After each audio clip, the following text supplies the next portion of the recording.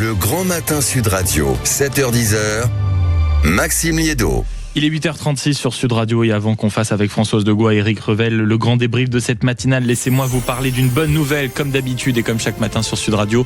Il vous suffit d'envoyer un seul mot, le mot Sud par SMS au 7 20 18 et on vous fait gagner une rencontre avec Biflou Oli avant leur concert le 3 octobre. Bien sûr les places pour le concert, bien sûr le vinyle dédicacé, vous les entendez en fond les frères toulousains, le t-shirt officiel et bien sûr la rencontre exceptionnelle avant le concert. En plus du concert bien entendu, il vous suffit d'envoyer un seul mot, c'est le mot Sud par SMS au 7 20 18 et je vous passe un petit coup de fil avant 9h. Sud 7 20 18, c'est le cadeau Sud Radio du jour, 8h36. Les amis, Eric Revel et Françoise Degois sont là. Je vais forcément vous interroger. Ce matin, ça intéresse les auditeurs depuis quelques temps maintenant. C'est la place de la France à l'international. Françoise Degois, vous passiez un coup de gueule sur la réception quand même en grande pompe qu'Emmanuel Macron accorde au président américain. Mais quand on voit ce G7, on se souvient du G7 à Biarritz, la première ère, on va dire, du président Macron à l'international. Est-ce que quand on fait, parce que c'est presque l'heure du bilan maintenant, est-ce qu'on fait l'heure du bilan? Est-ce qu'on doit dire merci Monsieur le Président pour la place de la France à l'international? Françoise Degois. Contrairement à ce qu'on entend, moi j'ai poussé un coup de gueule sur le banquet parce que je pense qu'on aurait pu, vous savez, il y a des gradations. Eric Revel connaît ça par cœur, il a fait comme moi beaucoup de voyages officiels, nous connaissons les codes des ambassades et de la diplomatie. Vous avez des degrés de protocole, vous n'êtes pas obligé, si vous voulez, si vous faites le grand jet d'eau à Versailles, les feux d'artifice, etc., c'est évidemment que vous voulez démontrer quelque chose à votre invité, et cet invité-là, même si c'est l'homme le plus puissant du monde, on peut aussi mettre du rapport de force avec lui. Il l'avait fait avec Vladimir Poutine. Au-delà de mon coup de gueule sur ce banquet que je trouve totalement déplacé par rapport à ce que nous vivons, par rapport à ce que traverse ce pays, vraiment, je le dis, les secousses profondes qui le traversent, je pense quand même que Emmanuel Macron ne s'en est pas si mal sorti que cela à l'international. Je mets à part le Proche-Orient où il patauge complètement. Ça, vous êtes d'accord avec ça? Beaucoup de commentateurs sont étonnés peut-être de ce qu'il arrive à faire aux États-Unis ailleurs. Mais les présidents français patauchent toujours au Proche-Orient parce que nous n'avons plus de prise, parce que nous sommes encore enferrés dans la doctrine de la politique arabe du Quai d'Orsay, la doctrine d'abord VGE, ensuite François Mitterrand, que au Liban nous n'arrivons pas à sortir parce que nous continuons à considérer que le Hezbollah politique et le Hezbollah armé c'est pas la même chose. Donc tout ça sur le Proche-Orient c'est vraiment un gros zéro pointé. Mais pour le reste quand même objectivement Emmanuel Macron s'en est quand même plutôt bien sorti et sur l'Ukraine et sur l'Ukraine véritablement je pense il est leader là-dessus. Il a pris comme on dit en épaisseur sur ces dossiers-là. Eric Revel, est-ce que vous partagez le constat de Françoise Degois à l'instant? Pas tout à fait. Moi j'opère un distinguo entre la diplomatie de la vitrine et la diplomatie de fond pour résoudre les sujets. Versailles, c'est un château historique évidemment qui a une grande place dans l'histoire de France, mais ça fait partie de la diplomatie de la vitrine pour moi. Mais maintenant sur le fond, oui, on peut dire qu'il a été assez leader, notamment sur l'Ukraine et en Europe, le président de la République. Pour le reste, non, c'est quand même largement décevant. La place de la France, à mon sens, sous Emmanuel Macron, s'est amoindrie plutôt que renforcée. Mais il va avoir un coup de chance extraordinaire quand même, le président de la République, là. Parce que Donald Trump vient de signer un accord, visiblement, avec l'Iran. Et le lendemain de la signature de cet accord et de l'annonce, en tout cas on verra si le 19 juin c'est réellement ce qui va se passer, la signature en Suisse entre l'Iran et les États-Unis, mais il va avoir de la chance, le président de la République, parce qu'il va accueillir en premier, là, Donald Trump qui a dû partir ce matin, je crois, pour se rendre en France et pour ce dîner d'État. Donc sur la photo, vous vous souvenez, il y avait Zelensky à l'Élysée, Macron et Donald Trump, même si la photo n'a servi à rien, c'est la diplomatie de la vitrine. Hein, voilà, c'est mon point. Mais là, il va avoir de la chance parce que Trump arrive en France alors qu'il vient de signer cet accord. Un bon sens du timing, donc souligné par Eric Revel. Françoise Degois, il avait un air perplexe. Oui, à la décharge d'Emmanuel Macron, la réalité, c'est que la perte d'influence, par exemple, en Afrique occidentale, c'est exactement... Mais ça ne date pas d'Emmanuel Macron, c'est-à-dire que... Ça s'est peut-être accéléré en revanche avec lui. Nous avons glissé jour après jour, etc. Et il est très loin le temps où c'était absolument, effectivement extraordinaire. Je me souviens toujours de François Hollande qui arrive au Mali Mali, parce que finalement la France sauve véritablement le Mali et toute cette partie de l'Afrique. Oui, ma chère Françoise, mais on peut pas vouloir, comme vous l'avez parfois défendu dans votre camp, la fin de la France-Afrique, la fin du leadership de la France en Afrique, et puis le regretter plus tard. Non, mais moi je le regrette pas. Moi je pense que c'est pas. Moi je fais pas partie des moulins à prière et des pleureurs sur cette idée-là. D'autant que nos amis africains sont en train d'en revenir. Demandez donc aux Maliens ce qu'ils pensent de Wagner. Demandez donc aux pays africains qui ont versé dans la Chine depuis bien longtemps, mais qui ont choisi la Russie. Demandez-leur donc le bonheur qu'ils ont à traiter avec la Russie. Et vous serez ravis de la réponse. 0826 300 300 avec ce sommet international, le traditionnel G7 qui se tient cette fois-ci en France, à Évian. Est-ce qu'on doit dire merci, Monsieur le Président, pour la place de la France à l'international depuis qu'Emmanuel Macron est au pouvoir? 0826 300 300. Bonjour Hakim. Oui, bonjour Max. Bonjour alors, à vous.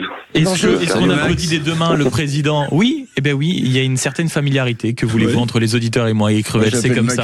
Est-ce qu'on applaudit dès demain le président de la République française pour son bilan à l'international, Hakim? Dès demain, c'est un peu difficile, mais je trouve que globalement, Emmanuel Macron, sur ces 10 années passées, je lui mettrais la moyenne. Je lui mettrais la moyenne parce que c'était pas facile après François Hollande et Nicolas Sarkozy. Je trouve que ça a été plutôt pas mal. Il a essayé de chercher un équilibre qui est très très difficile à trouver dans l'international. Et j'ai trouvé qu'il avait quand même remis la voix de la France un petit peu au milieu du monde parce qu'on s'était perdu. Je trouve que par exemple, oui, ça a été dit, sur l'Ukraine c'est bien, puis en même temps il maintenait un dialogue avec Vladimir Poutine, ce qui était plutôt original et très très difficile. Pareil sur l'Algérie qui attendait des excuses, etc. Bon, il a dit ok, très bien, la colonisation c'est un crime. Maintenant, est-ce que vous voulez discuter avec nous? Ça c'était même directement pendant la campagne présidentielle. Voilà. Et donc l'Algérie a fermé la porte, ça les regarde. C'était bien quand il a reconnu la Palestine, il a embarqué avec lui l'Australie, le Canada, des très très grands pays. Et c'était bien que ce soit la France. Donc en réalité, Hakim, si on doit résumer un peu votre pensée, même s'il n'a pas tout bien fait, il a quand même d'une certaine manière réussi à peut-être redorer l'aura de la France à l'international. Est-ce qu'on peut le dire comme ça, Hakim? Tout à fait. Moi, je suis d'accord avec ça. Merci beaucoup de nous avoir appelé au 0826 300 300 avec une très belle journée, Françoise. Ce qui est intéressant quand il parle de la Palestine, le seul moment où Emmanuel Macron finalement est le plus saillant, c'est dans les institutions internationales. C'est quelqu'un qui est parfaitement à l'aise dans le multilatéralisme, qui y croit. Donc là-dessus, je peux le rejoindre. Et évidemment, les cénacles dans lesquels il brille le plus, ce sont bien sûr les institutions européennes ou le G7, et c'est bien sûr l'ONU, parce que je crois que, bien sûr, son discours sur la Palestine, la reconnaissance de l'État de Palestine, fera date. Donc on sent bien que il surinvestit les relations interpersonnelles. Par exemple, c'est typique sur le président Tebboune en Algérie, il a surestimé sa relation avec le président Tebboune. Il y a un côté comme ça chez lui, on se donne des claques dans le dos, on est super potes, et après on va pouvoir négocier. Et quand même, la plupart du temps, ça fonctionne pas. En cela, il a été quand même assez immature, il faut le dire. Et Éric Revel, sur ce que disait Françoise, sur l'aisance du président de la République française dans les institutions européennes, on se souvient quand même de certains discours qui ont été, il faut le dire, précurseurs, que ce soit sur la fameuse défense européenne, sur les institutions internationales avec la fameuse mort cérébrale de l'OTAN. Il y a eu, si ce n'est peut-être beaucoup de résultats, en tout cas certaines intuitions qui étaient juste dans le monde qui allait s'ouvrir. Alors oui, sur les difficultés de l'OTAN, je crois que c'était une interview Vas-y économiste, là où il explique que l'OTAN est en mort cérébrale. Bon, oui, ça c'était assez bien vu, mais pardon, je vais revenir sur la question de l'Algérie. À la fois ce que vient de dire Françoise et notre auditeur Hakim. Quand vous dites la colonisation est un crime contre l'humanité, je rappelle que crime contre l'humanité, ça veut dire que les gens qui ont participé, et il y a encore des gens qui sont vivants, devraient passer devant le tribunal international de La Haye. Hein, c'est ça un crime contre l'humanité. Bon, donc je pense que sa parole a dépassé sa pensée. Mais surtout, quelques années plus tard, il a dit l'inverse. Quelques années plus tard, il explique le même Emmanuel Macron, une fois élu, que la junte militaire au pouvoir en Algérie se sert de la guerre d'Algérie, de la colonisation, comme d'une rente mémorielle. Donc Emmanuel Macron, c'est quoi? C'est un crime contre l'humanité ou une béquille politique pour continuer à contraindre le peuple algérien? Peut-être qu'on a observé sur le domaine international les limites du fameux en même temps et que c'est allé... Vous pouvez pas le matin avoir un point de vue. Moi, je me souviens très bien, quand après le 7 octobre, il a une très bonne réaction. Et d'ailleurs, il faut saluer Emmanuel Macron, il faut saluer aussi également François Hollande. Ce sont deux personnalités politiques assez rares qui ont refusé d'employer le mot génocide, par exemple. Et ça, c'est très important. Mais à part ça, le 7 octobre, il a une super réaction. Il propose de créer, je ne sais plus quoi, une forme avancée, si vous voulez, de combat contre le terrorisme. Il parle à Netanyahou, il dit l'inverse à Netanyahou. En réalité, je vous le dis, à part le discours sur la Palestine, sur le Proche-Orient, c'est toutes les failles d'Emmanuel Macron qu'on retrouve aussi en politique intérieure, s'il faut faire le bilan. C'est-à-dire, le matin, c'est une chose, l'après-midi, c'en est une autre, et le soir, c'en est une troisième. Et c'est infernal à suivre en réalité. Ce sont des méandres.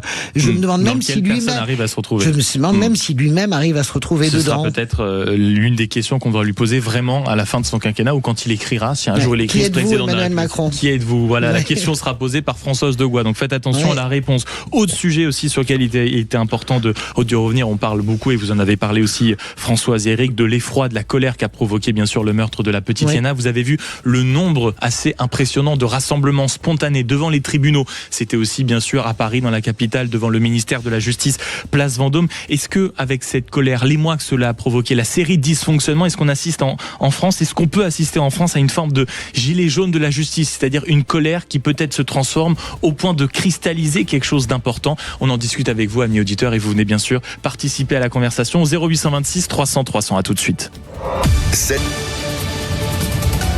Le Grand Matin Sud Radio, 7h-10h, Maxime Liédot. Il est 8h50 sur Sud Radio, 0826 300 300. On parle de la justice, les suites encore bien sûr de l'affaire Liana et de ces rassemblements qui seront certainement nombreux encore ce soir devant la plupart des tribunaux de France, à Paris, place Vendôme, c'est-à-dire devant le ministère de la Justice. C'est la question qu'on vous pose ce matin quand on voit ces rassemblements spontanés. Il y avait quand même 160 000 personnes la dernière fois devant les tribunaux de France. Est-ce qu'on doit se préparer à une forme de gilet jaune de la justice? Éric Revel, Françoise de Gois. Quand on voit l'émoi, la colère, la spontanéité de ces rassemblements, Éric Revel? Non, mais l'émoi de la mort de Liana, c'est un émoi national. Je pense que la classe politique, et notamment gouvernementale, a pris un peu tard le train en marche. Ils ne se sont pas aperçus de l'émotion qu'avait suscité ce nouvel assassinat d'une enfant dans notre pays.